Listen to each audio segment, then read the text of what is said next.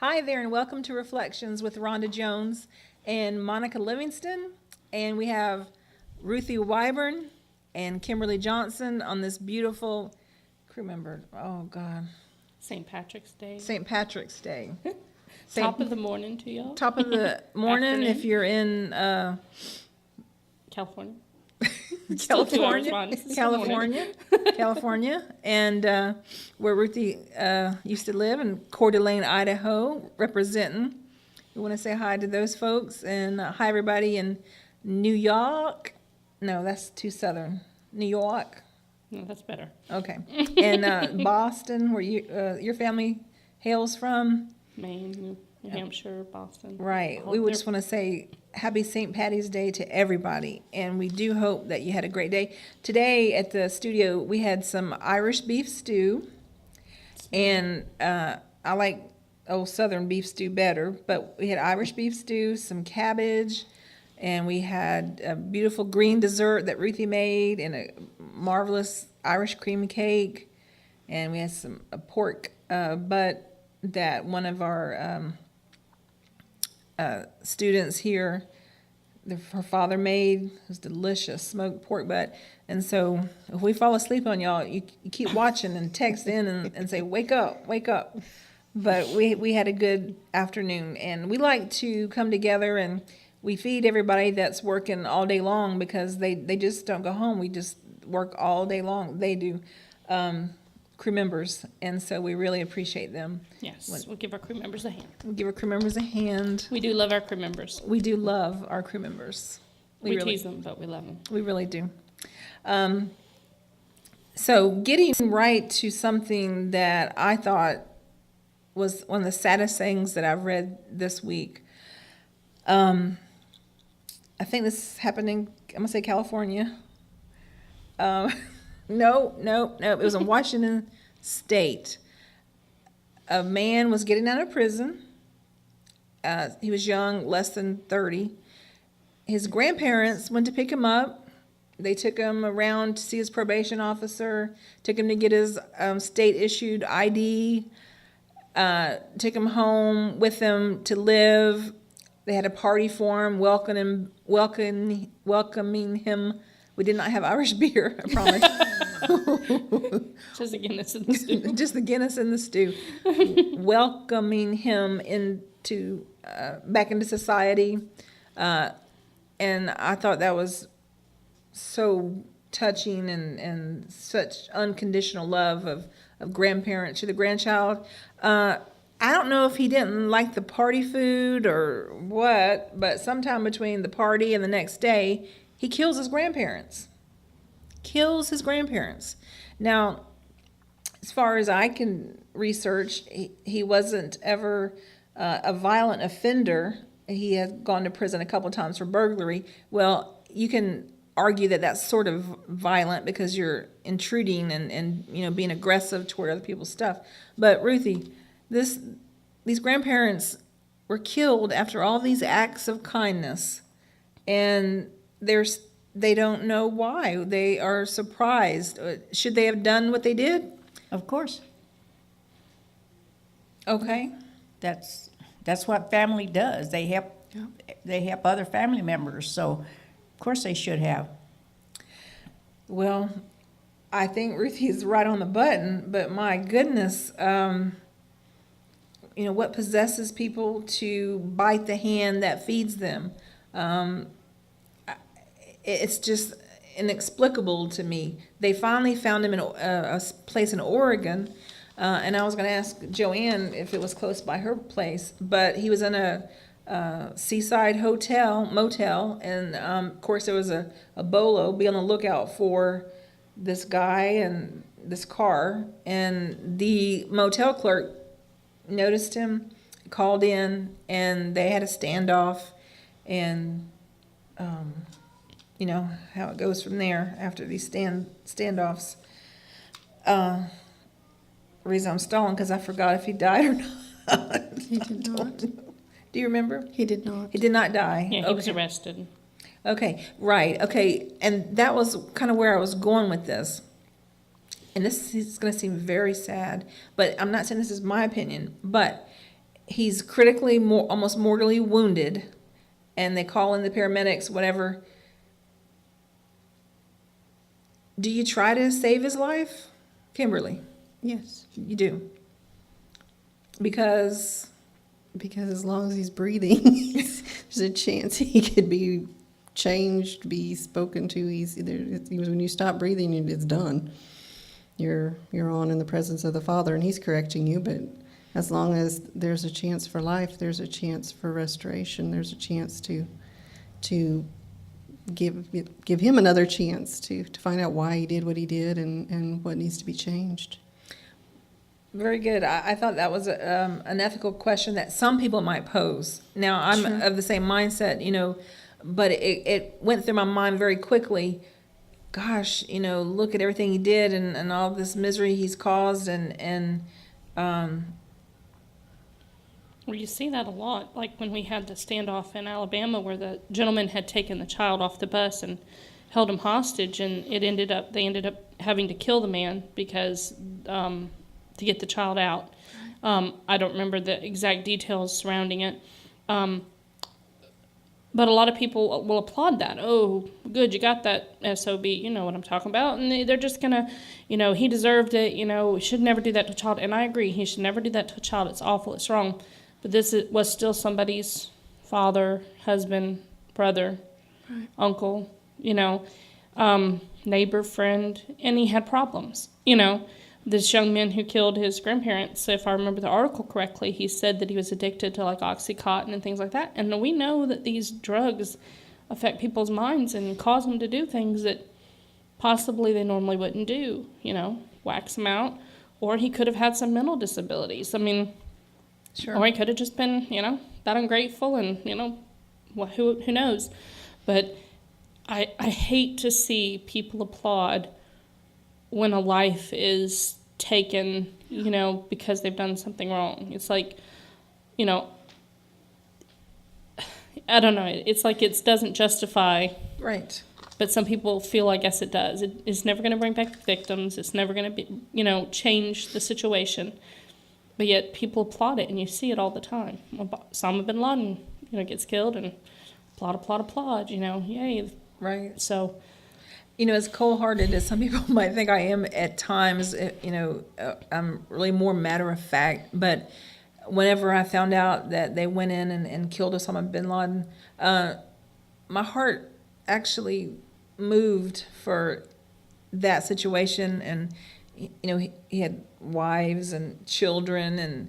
And I thought, like Kimberly was saying, there's no opportunity to really learn something on this side of, his eternity, which we believe he goes to be with the Father.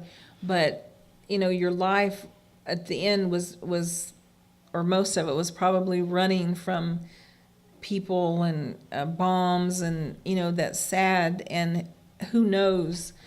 If you're Osama bin Laden, you can't say, I feel really bad about it. Raise your hand. And I want to say that I'm sorry. That wouldn't have mattered to us in the United States. We wouldn't have accepted an apology or anything that he could have done. We would have, they were there to kill him, not to apprehend him. And I always say there are two sides to every coin, and some people would say, well, that's what he gets. But I think we're better served teaching people and letting them realize better ways than just extinguishing them. Because pretty soon, if you think you can extinguish this one and that one, then you might say, somebody's getting, 90 and they're too old, and we want to, we can go too far with everything. right. And so, do you remember the days, some people claim this, Ruthie, for Barry Goldwater, that he wanted to euthanize the elderly. But I don't really remember a lot about that, but they really attributed that to him. I didn't know if you... No, I don't remember. Maybe I wasn't old enough at that time to remember. But we so often don't stop to really think, like a person is sentenced to death. He's supposed to be euthanized or hung or whatever they do in the prisons. But to me, and I know I'm going to get a lot of flack for this, but to me, that's premeditated murder. Those people set up to take that man's life. I don't care what he did to get that sentence. That's still premeditated murder. And last time I heard, premeditated murder was not right according to our laws. Right. And So- I agree with you. But that's the way I feel. I know everybody doesn't feel that way, but I don't believe in the death penalty. We do not have the right to take anybody's life. Right. I used to. I was a very strong proponent of it.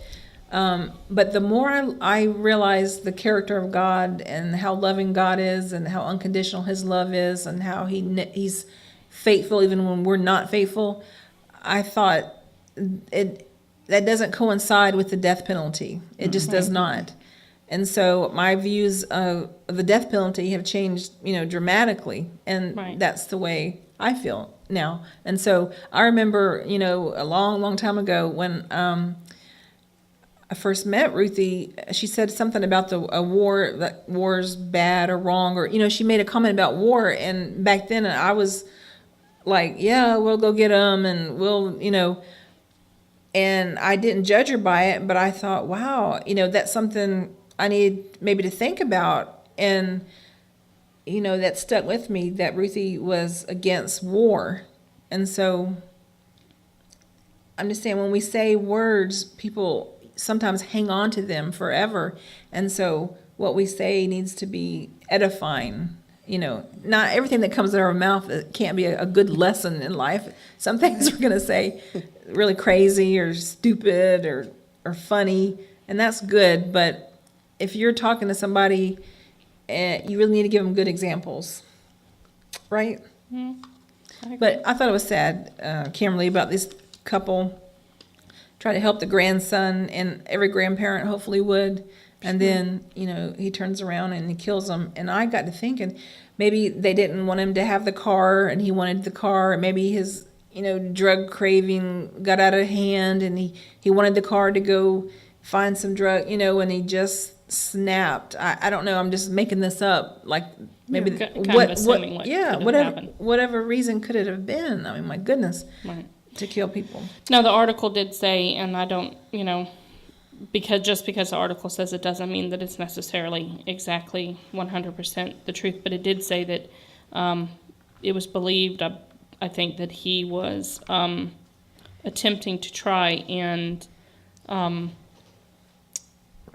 obtain guns and stuff. And Yes. that kind of brings us to, like, the next point that we were, talking about this week is I saw on my mother-in-law Kit White's page that she posted that she doesn't necessarily agree with Michael Moore and or like him, but that there is something to be said for an article that was in the Huff Post under politics section, and it says, "America, you must not look away, how to finish off the NRA." And he's very outspoken against the NRA. And I agreed with a lot of this article. It started out and it talked about, in 1955, a young boy from Chicago, an African-American boy, was visiting relatives in Mississippi. And while he was there, he apparently was seen flirting with a white girl. And he was mutilated and murdered at the age of 14. And when his body was thrown in a river. And when his body was brought home, the mom insisted on an open casket. And she did that because she says, I want the world to see what happens when bigots and, and hate control people. And it reached newspapers around the world. And then he goes on to say the world did see, and then he talks about how in 1965, when in Selma, Alabama, they brutally beat and hosed and tear-gassed a group of African Americans simply trying to cross a bridge during a protest march. And then again, in 1968, soldiers massacred a bunch of civilians in Vietnam, and all these images that we see, and how the world needs to see that sometimes. And he goes on to say that he thinks that if, as hard as it would be to see the bodies of these children from Newtown, Connecticut, it would wake us up, that we wouldn't have an excuse to sit on our couch and say, oh, yeah, I'm for the Second Amendment. That we'd have to revisit that and maybe make changes to the Second Amendment. Now, I don't know if he's for just doing away with it altogether. And in my view is that, somebody has a right to protect their home. So if they want to have a gun, have a gun. But I don't think anybody needs an AK-47 or an assault rifle of any sort to protect their home. And most of these massacres and things we're seeing are people with these assault rifles and stuff. I mean, if that gentleman in the college campus that killed a bunch of people, the one in the high schools that killed a bunch of people, this one in this elementary school in Newtown, Connecticut, had a handgun or even a shotgun, I imagine the loss of life would have been tremendously less. Mm-hmm. He wouldn't have had the ability to kill as many people as he did. And then they were talking about the wounds that these kids were inflicted upon these kids, shattered bones and ripped off parts of bodies. And as horrible as it would be to see these images, I think that people would have to, say that this law was written way, way, way back then, or this, constitutional amendment, and let's revisit it, But, it was written way back then, but think about the type of weaponry they had back then as opposed to now. Those two are incongruent. They don't match to me. If we say everybody can carry, muskets and whatever, I think that's a good idea, because by the time you get that thing loaded and stamped down in there, maybe you'll have a change of heart. And time to pause and rethink. Maybe we should just keep the Second Amendment and not add to it. And but ladies, well, he's for the doing away of the NRA and protection of, having just being gun owners for just to be gun owners, and well, but you have to stop and think. Back when this law was, this Constitution was written, they needed guns for food. They couldn't go down to the corner to the supermarket and buy a piece of meat. They had to go out in the woods and get it.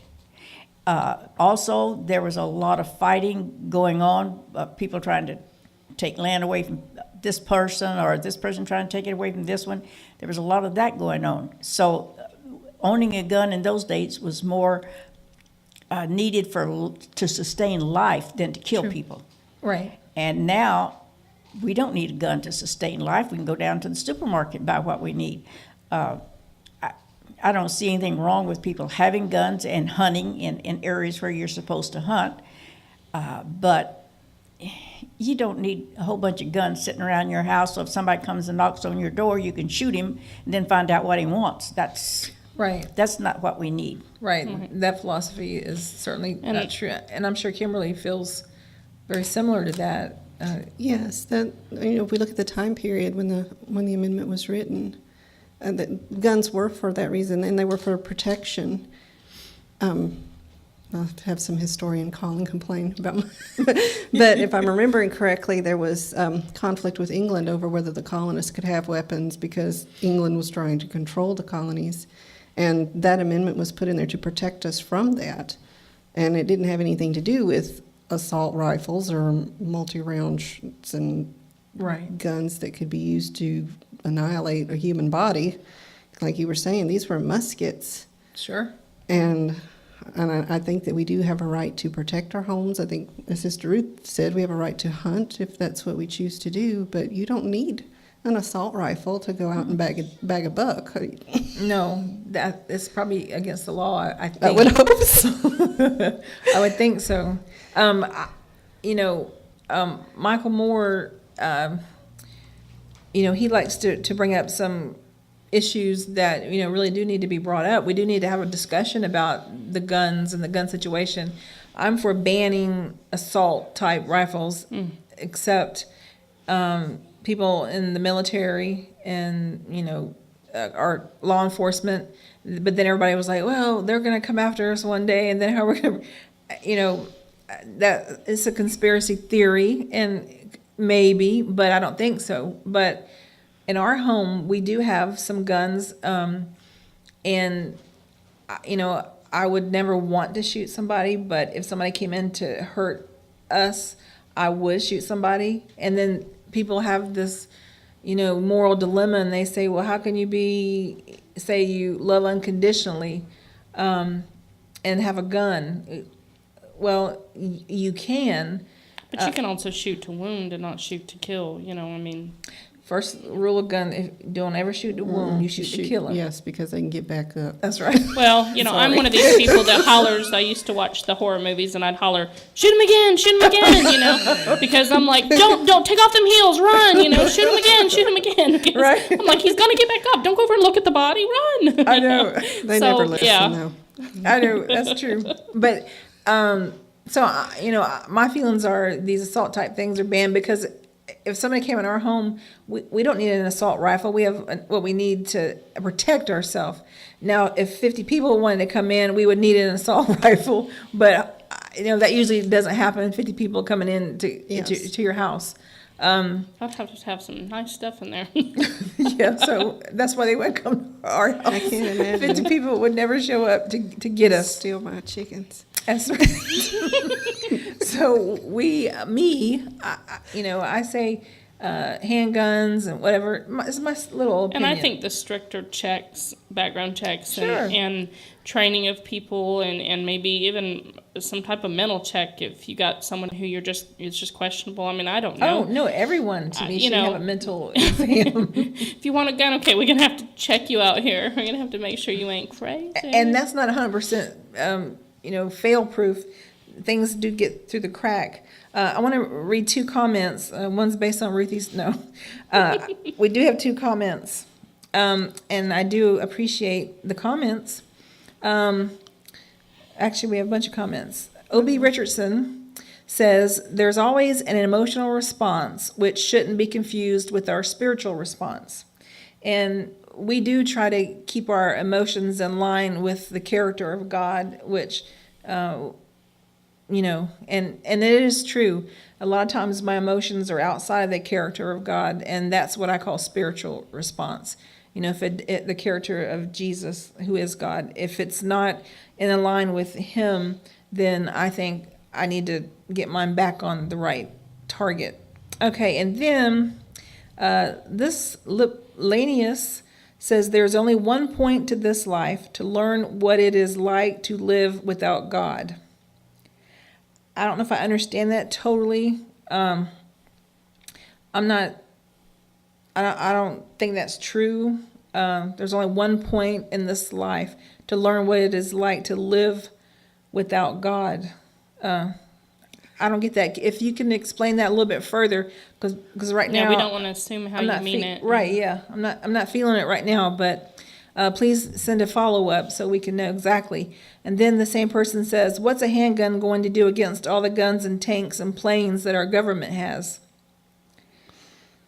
And then every right given up is another link in the chains that bind us, right? We don't want to give up the right to have weapons, but we're saying, I wish that everybody, when we count to 3, like 1, 2, 3, everybody put everything down. Everybody put their guns down. Everybody put their hate down. Just everybody, I don't care, police, military. And then if we all just, had us, and that's what we deal with. The Second Amendment doesn't say anything about hunting. The only purpose is to protect the people from the government. Well, I hope that things have changed since the Second Amendment was written. The government was a kind of a propped up type of a thing at that point. It was very new, and we have a lot of safeguards now that do protect the people from government intrusion. We live in a democracy which tries to help, and so I'm fine with banning as long as it applies to the government too. I don't own a gun, but firmly believe in the right. Okay, and I do believe in the right to own a gun as well. But I guess I'm naive. I don't think our government and tanks will come down our roads. In some countries, that's a reality. And, America is not, to me, the greatest nation in the world. I'm not saying that's the worst. I'm saying it's as good as we've got. And I used to really say America was right 100% of the time. And the older I get, more mature I get, I realize that she's not. And so, God forbid that ever happens. You know, a handgun, an AK-47 or AR-15 is not going to protect us from tanks and weapons that government has either. But I understand your point, Lanius. And so I really, really thank you for your comments. It's a lot to think about. Oh, well, Lania says we didn't know you guys responded to these. That's awesome. Yes, we do. We always want try to. respond. We do. Speaking of guns, bring that one up about the school raffle. Yes, Little League raffles an AR-15 rifle to raise money. A little league. Little kids. Apparently, a youth baseball league in Illinois is raffling an AR-15 military-style assault weapon to raise money for its kids. And the group partnered with a local armory for the raffle, and the armory says that this isn't the first time that they've raffled off a gun of this nature for raising money for schools or children or groups of this nature. What do you think? I mean, it's similar to the weapon used in the December 14th shootings at Newtown, Connecticut. I'm not familiar with the type of gun. This is an assault type rifle? Assault rifle. So this isn't like your go out hunting a deer no. type rifle? Why would they do that and not go out and hunt your deer type rifle? An AR-15 military-style assault weapon. Right. If they're going to raffle off that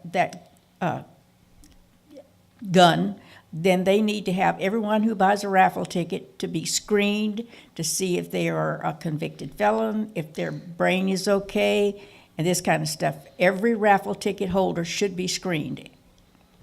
And, right, to say the least. right. Yes. It says they go through the standard background check. Well, We'll be all the deemed. raffle ticket buyers or just the winner?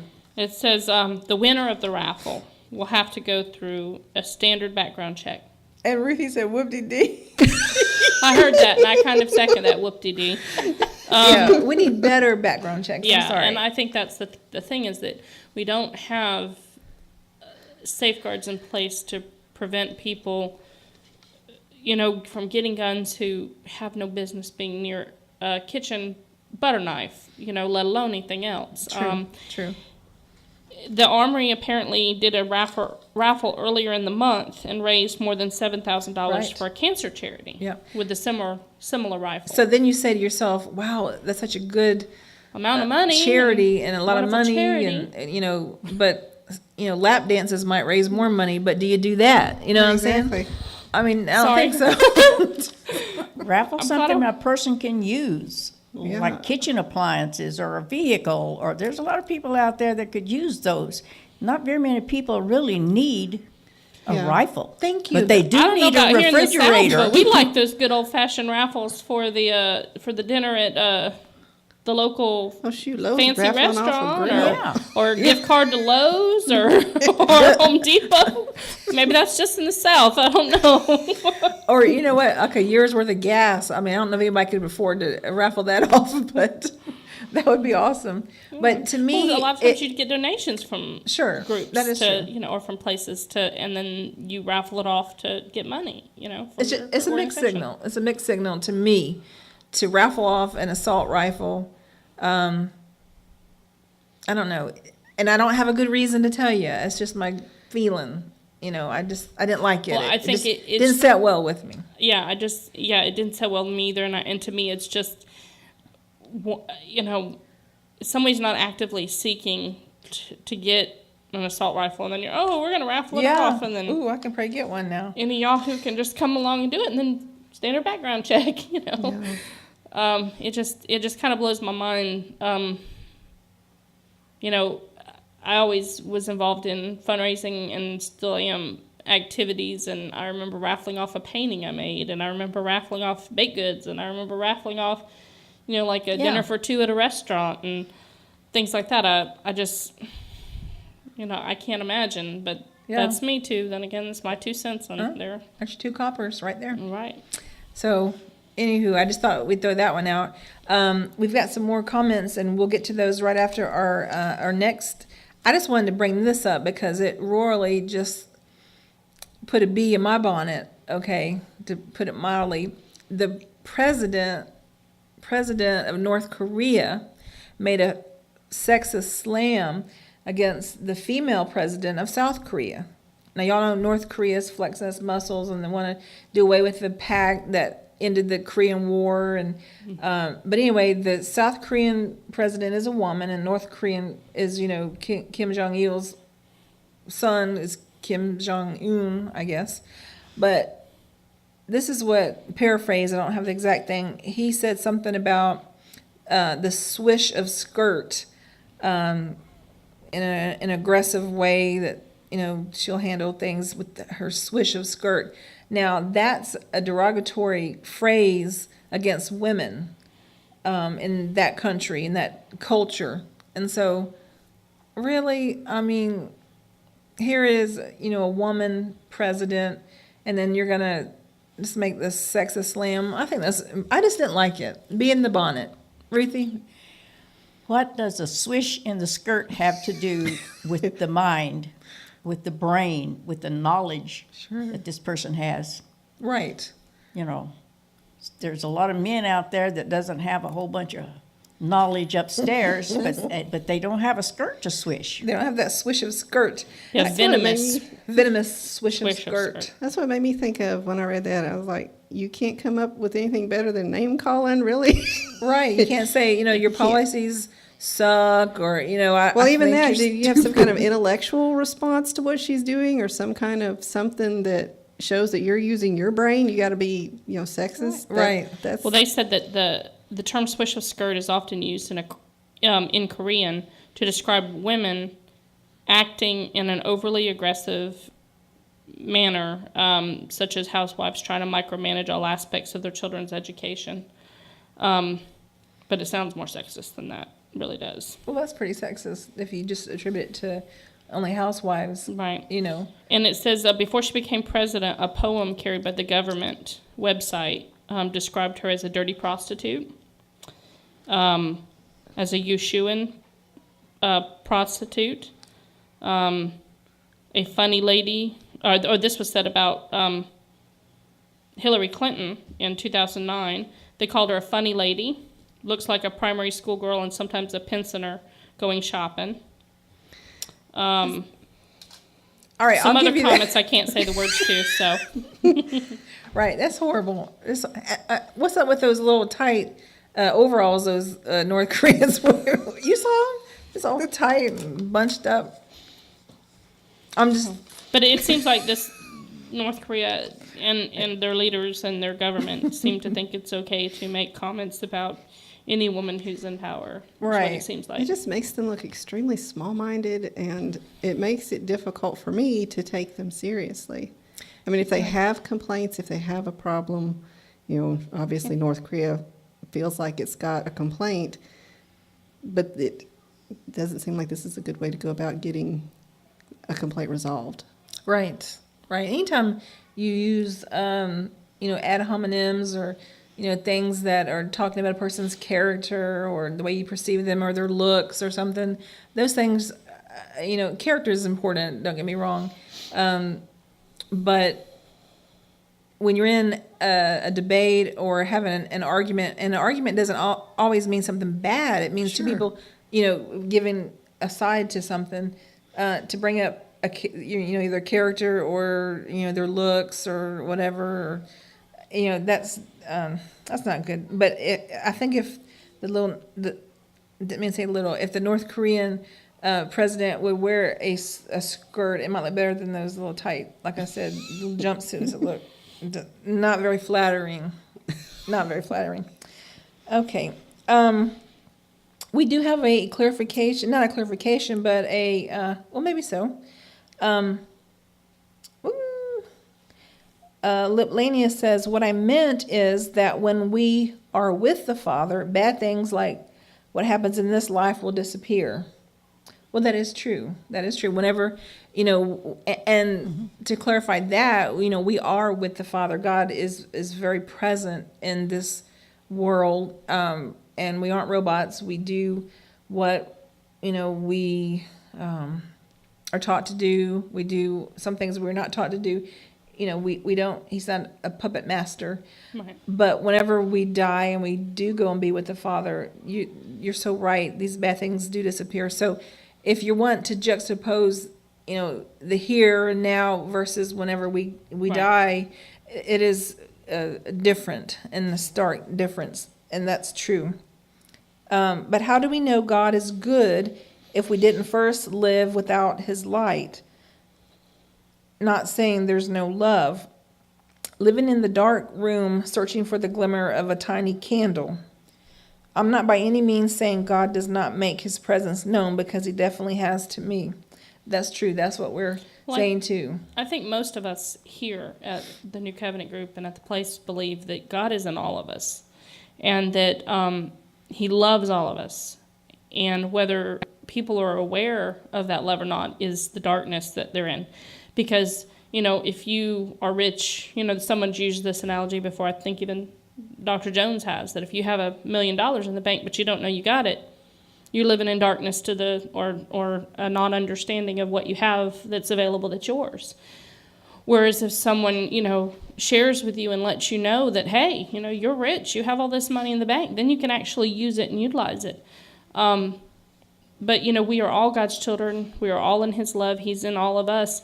But some people aren't aware of that. And I think in a large part that's due to the teachings of mainstream church, because they're taught, that you're not worthy, that, you're a sinner saved by grace just because Jesus died and crucified on the cross to save you from your sin. And so they're taught that they don't merit, or they're not worth, or worthy of God's love until they do certain things. And so Right. people feel like they're in darkness, and some people say, well, basically to hell with it. I'm going to just live like I want to do. Right. And they don't realize that there's not anything that they can do, that, what parent would be a good parent if they didn't just love their child to love their child. They're going to mess up. They're going to make mistakes. And you're supposed to try to correct them and help them and guide them.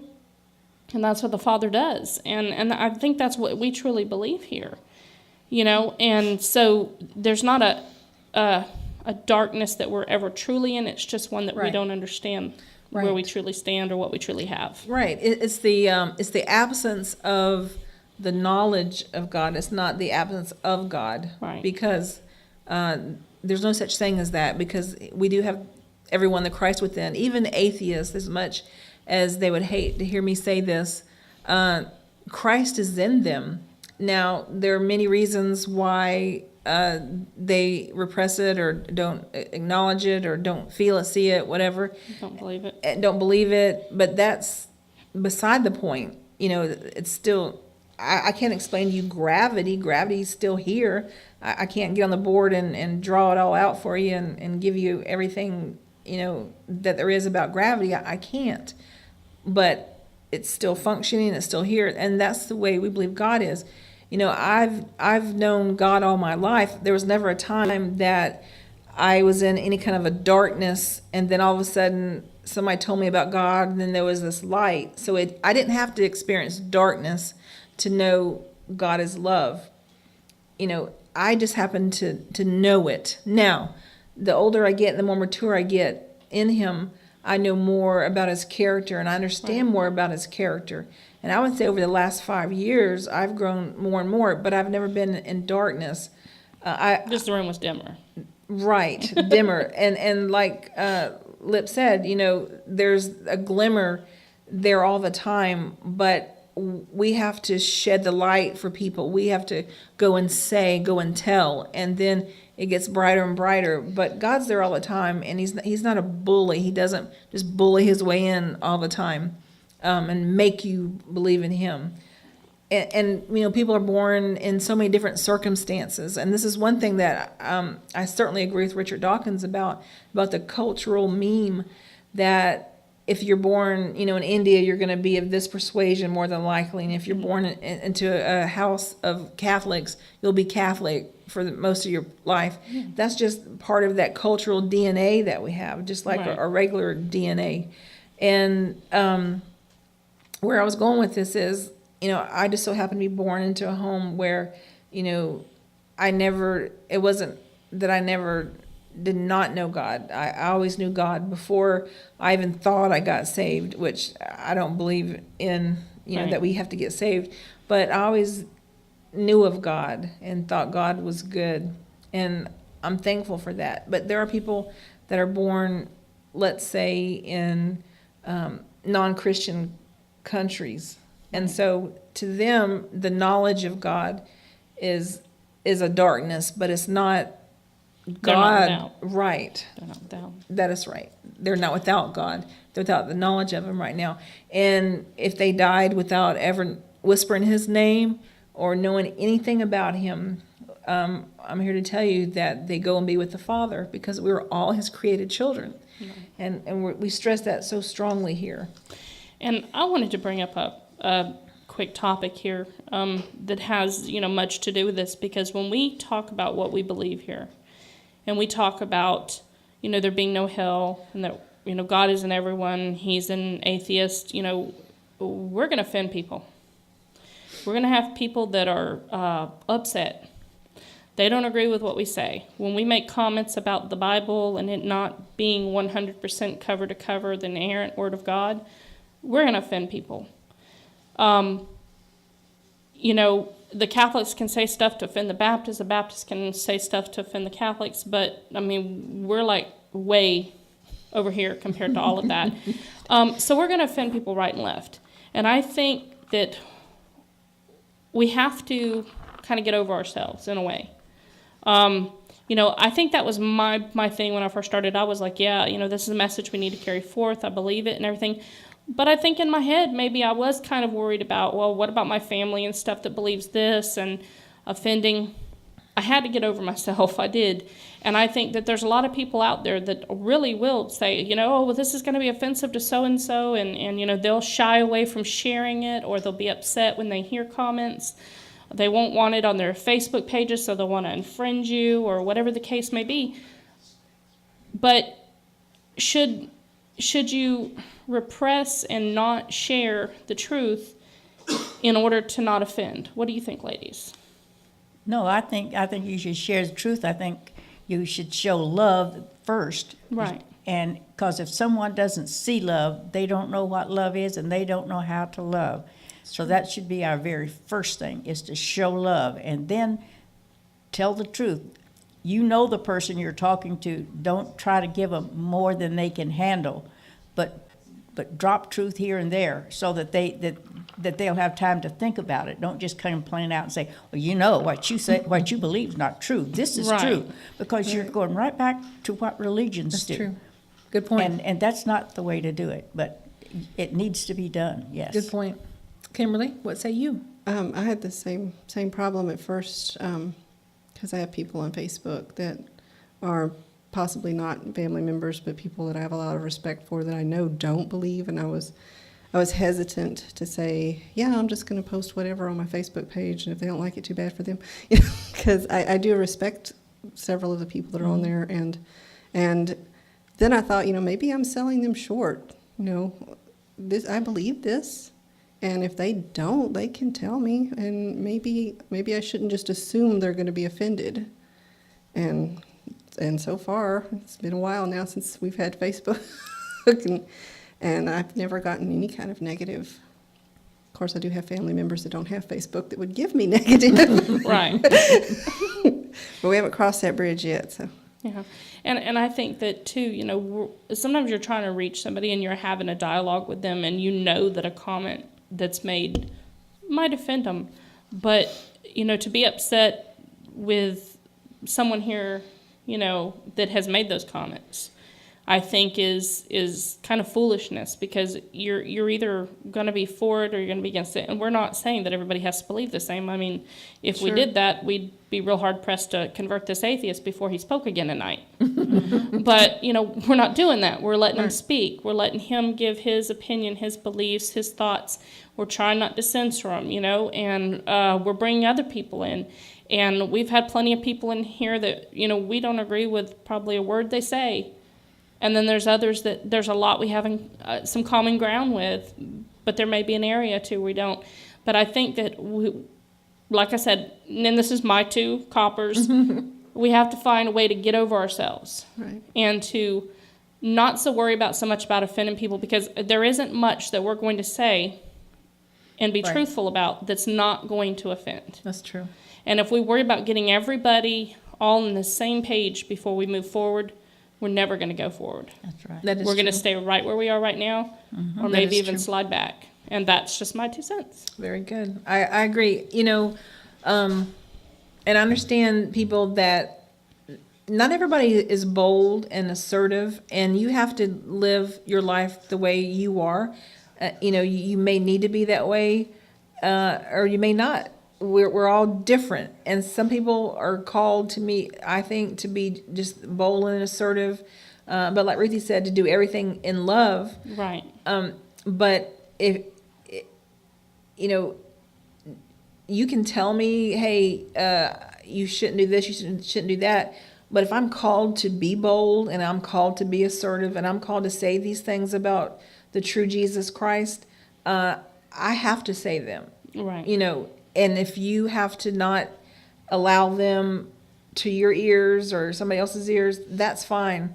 But just as I'm not going to say, you probably shouldn't filter me, you don't filter me. Right. Because we're grown people, and we have to take responsibility for our actions. And if I offend somebody, I'm going to apologize if I do it out of meanness instead of love. Right. If I offend somebody out of love, then I don't know what to apologize for. Right. And I agree with that. I'm not suggesting at all that we go out and we just offend people left and right just for the sake of offending people. But I think that we definitely need to not be just hinder what we say and censor what we say for fear of speaking the truth and it offending. Yes, absolutely. So, it's a slippery slope. I mean, we're going to make mistakes, and we don't mind the constructive criticism. That's how you get better in life. Absolutely. So, Ruth, right? Constructive criticism. Right, right. We're getting instructions from crew members here. Oh, okay. Somebody's trying to give me the time to go signal. Okay. Well, we have a few minutes. Oh, well, honey, come over here. It's our sneak You don't have to attack creep from up our here. They know. Oh, what are we doing? You gotta be talking to this camera now. Okay. Hi. Because we're y'all. looking at Ruthie and Kimberly. I had instructions. I'm not playing right. Okay. Hi. I'm sorry. I do want to thank everybody for their comments, and I hope that we represented you absolutely correctly. And I'm telling you, we love comments. And I thank you so much for them. And we take those and we let them roll around in our heads. And I might say right off the bat, I don't think that to be true. But 15 minutes from now, it may sink in. And I say, you know what? You've got a fantastic point there. Right. That's one of my shortcomings is I just, all of a sudden, ninja, shoot it down. No, yes, I don't think it's right. Yes, but if I think about it and I let it soak in and not be so emotional, and you're right, there is an emotional response, which sometimes could be right, and there's, the Jesus response. And, Right. You can't go wrong with WWJD. That's my opinion. Well, Would- I'm going to have to say that taking that the way that most Christians would take that, they don't see Jesus kind of in the same light as we do because they saw him as a sacrifice, and they don't see the separation between the Jesus that came and was against and opposed to the law True. and then the old covenant God. But I know what you're saying. You Right. know, if you truly look at the character of Jesus and the way he lived his life and the way he conducted himself and the love was the primary, and he, everything he did, he did out of love, and his correction was out of love. His justice was out of love. You won't go wrong. But, Right. I can see a lot of people going, oh, what would Jesus do? And, Right. Well, for one thing, he wouldn't require a human sacrifice. right. I mean, that's very... Sorry, I had to throw that in there. Well, I'm glad you did. I'm glad you corrected me. This constructive criticism is marvelous. And and he would not. We don't live in human sacrifices. People that don't know any better sacrifice animals and humans to try to appease an angry God, and we don't believe that God's angry with us. Disappointed, more than likely, but angry, no. Right. So next week, 2 of our ladies are going to be gone. I don't know what in the world we're going to do unless we do a show early, or if it's just going to be me and Ruthie. But hopefully we can tape something so the ladies can be in it, because I would certainly miss my darling Darlon co-host and my darling Kimberly if they're not here. But they're going on a Girl Scout boondoggle. Well, I am. She's going to be out of town in a I'm bit. going Oh, that's to a right. wedding. That's right. She's already gone to. I get to be stuck in the woods with the bugs and That's right. She gets to. Oh. roughing it, so to speak. Gotcha. That is true. That is true. And so, but thanks for the comments. Thanks for watching. And we do hope you tune in for the rest of the day. Marvelous programming all through the day. It's always interactive. Put your questions out there. T-Dog may not respond, but, it is Everybody somewhat else. interactive. That's true. Everybody gets a voice here, unless you're being rude and ugly to somebody, and we won't say that. Just won't do it. Yeah. Okay, well, we love you like Jesus loves you, so we'll see you next week. Yeah, bye.